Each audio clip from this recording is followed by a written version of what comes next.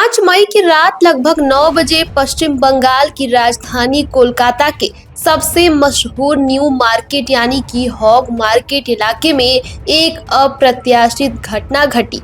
आधी रात तक चलने वाले इस हाई वोल्टेज ड्रामे के दौरान भारी भीड़ और बीजेपी के झंडे के बीच कई बुलडोजर एक साथ पहुंचे और टीएमसी के यूनियन दफ्तरों को ढहा दिया।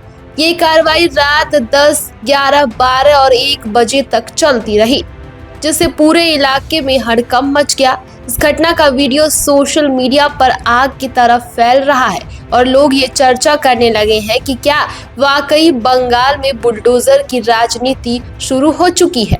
इस पूरी घटना के बाद टीएमसी ने बीजेपी पर तीखे हमले किए हैं। टीएमसी का सीधा आरोप है कि ये बीजेपी कार्यकर्ताओं द्वारा किया गया एक सुनियोजित शक्ति प्रदर्शन है, जिसे पुलिस और सीआरपीएफ की मौजूदगी में अंजाम दिया गया है।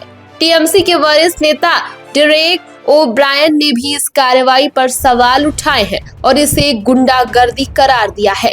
इसके साथ ही सोशल मीडिया पर यह दावा भी तेजी से वायरल हो रहा है कि उत्तर प्रदेश के लगभग 250 से 300 बुलडोजर बंगाल भेजे गए हैं। हालांकि इन दावों की कोई आधिकारिक पुष्टि नहीं है, लेकिन इन अफवाहों ने राजनीतिक गलियारों में एक नई बहस जरूर छेड़ दी है कि क्या बंगाल में भी यूपी जैसा लॉ एंड ऑर्डर लागू होने जा रहा है। इस पूरे मामलों पर दुकानदारों ने टीएमसी के सभी आरोपों को सिरे से खारिज करते हुए कहा कि जिस ढांचे को तोड़ा गया वो कोई वैध कार्यालय नहीं था। स्थानीय लोगों का दावा है कि असल में ये गैर कानूनी कब्जा था, जिसे पहले किसी दुकानदार ने जबरन छीन लिया था। आसपास के दुकानदारों और आम जनता का मानना है कि इस अवैध कब्जे से टूटने से उन्हें राहत मिली है, क्योंकि वे इन कथित टीएमसी कार्यकर्ताओं से परेशान थे। उनका कहना है कि इस कार्रवाई में कुछ भी गलत नहीं हुआ है।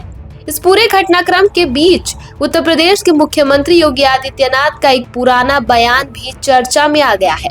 उन्होंने बंगाल में कानून व्यवस्था, घुसपैठ और त्योहारों पर पाबंदी का जिक्र करते हुए टीएमसी सरकार पर निशाना साधा था। सीएम योगी ने कहा था कि टीएमसी सरकार गुंडों और उपद्रवियों के साथ खड़ी रहती है और इन तत्वों से निपटने के लिए यूपी की तरह बुलडोजर ही एकमात्र साधन बन गया है। अब बंगाल चुनाव के नतीजों और बीजेपी के जीत के बाद उनका ये बयान एक बार फिर से ट्रेंड कर रहा है और लोग इसे जमीन पर उतरता हुआ देख रहे हैं। ये फैसला हम आप पर छोड़ते हैं कि क्या न्यू मार्केट में जो घटना हुई है ये बुलडोजर एक्शन सही था या टीएमसी का लगाया आरोप सही है। चुनाव के बाद बंगाल का इतिहास सबसे दिलचस्प मोड़ पर आ खड़ा हुआ है। इस खबर पर एक्शन क्या है और इस खबर पर आपकी क्या राय है, नीचे कमेंट में जरूर बताइएगा।